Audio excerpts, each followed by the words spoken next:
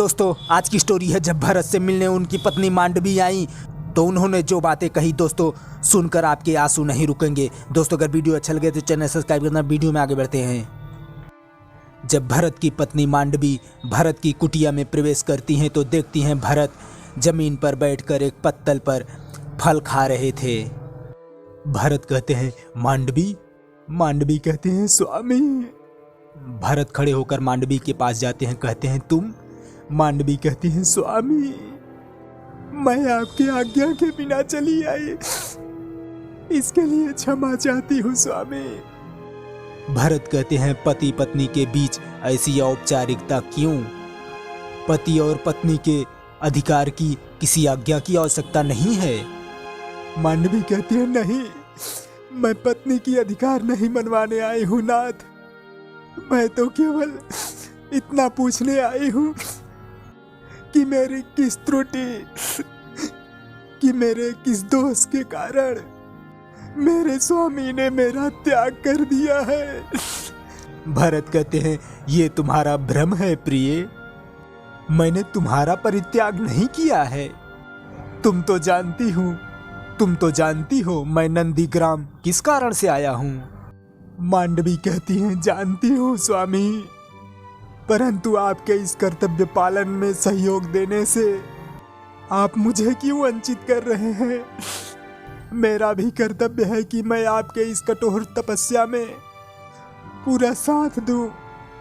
स्वामी जिस प्रकार सीता दीदी को वन में अपने सेवा का अधिकार बड़े भैया को देना पड़ा, आज उसी प्रकार आपके सेवा का अधिकार मैं आपसे मांगती हूँ।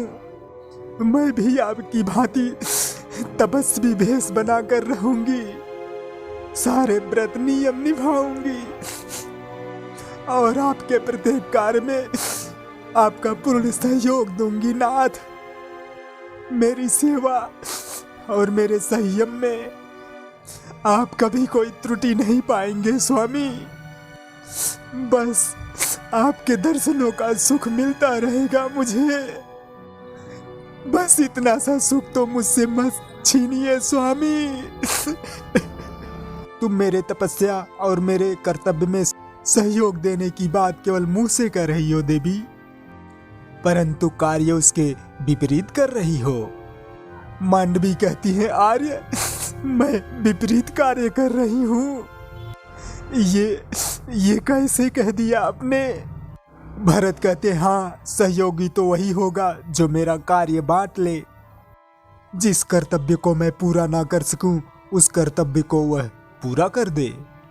मांडवी हंसते हुए नाथ वही तो मैं भी कह रही हूँ, परंतु आप मुझको उसका अवसर तो दीजिए।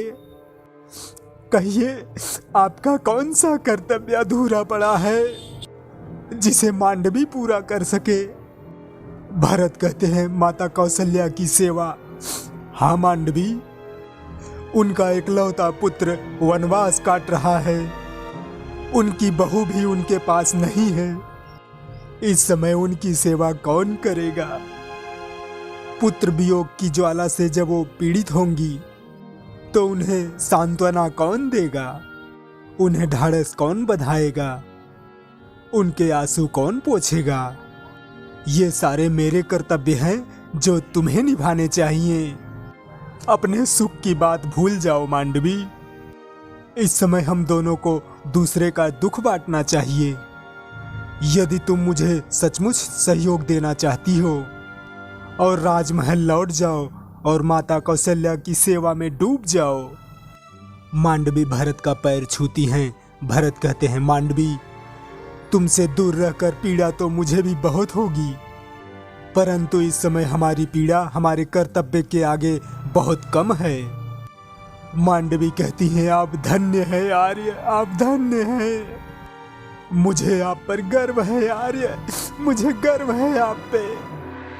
फिर मांडवी भरत को प्रणाम करके चली जाती हैं। तो दोस्तों अब तक वीडियो आपको कैसा लगा? ठीक ठाक लगा हो तो भैया प्लीज चैनल सब्सक्राइब कर देना, वीडियो को लाइक शेयर भी कर देना। वीडियो देखने के लिए धन्यवाद। Thank you. जय हिंद।